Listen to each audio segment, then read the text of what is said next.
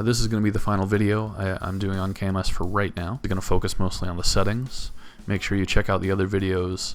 I made an overall tour of KMS, as brief as I possibly could, and then I made a video about registering equipment and then the equipment page itself. But this video is going to focus on settings. And it's going to seem like I'm going to gloss over this very quickly, but there is shared kiosk settings, and I mentioned in the registration video that you have to have settings. Typically, we will try to go in advance and create demo shared settings, and these are the settings you can select by default. And I'll be frank with you, in these settings there are ways that you can unintentionally, if you choose the wrong reader and then they push through the kiosk, you can shut down your kiosk until we figure out what's wrong. So in the interest of not having kiosks unintentionally turned off by settings, we in support mostly go through a kiosk and turn off the ability for this data push to happen. Just because we've seen it, we know it's an accident, but until KMS is updated so that it doesn't cause a kiosk shutdown, we're kind of keeping the shared settings kind of at bay for now.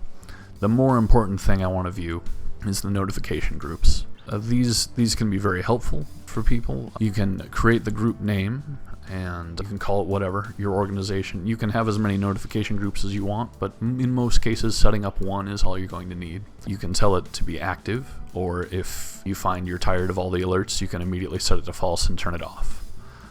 But you'll go over this notifications tab and you'll see there's nothing right now, but we have to go down to add alert notification. And at this point, we've got a drop down of all the alerts that'll come through. And we won't go through them all in this video, but suffice to say, you can customize this to your workflow and what you want to know about. Out of service, there's one I do recommend, especially when you're first setting up your kiosk, called invalid barcode. And any of these alerts are going to send to you, so we'll just say we created that, but we could have multiple, as you can see.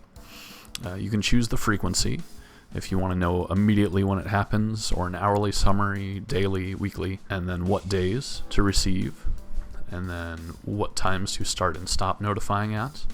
And then your SMS contacts is your phone number, 5555555, and I believe you can separate them with a 5556 with a comma. It'll probably tell me if I'm wrong. 5555555. Not as catchy a song. And then email contacts. Okay.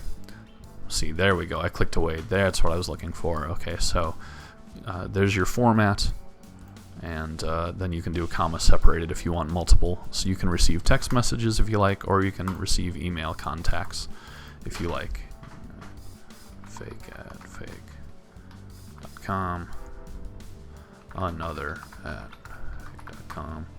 So, email and must be comma separated of valid email addresses, so I didn't put a valid email address, as you can see. But once you get the group that you want and the frequency and your contacts in here, you click add, and then I'm going to hit cancel right now, and then you can save it up here, and you'll go back and you'll see the notification group. Now we have a demo notification group already set up. You don't have to create notification groups, but I think it can be very helpful to one's workflow to see if a kiosk falls off, or to see if there's an invalid barcode that's preventing a sale, that kind of thing.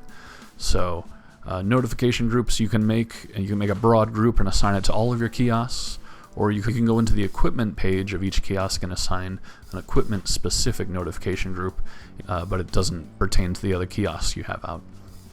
So there's some customization there. And that is the settings.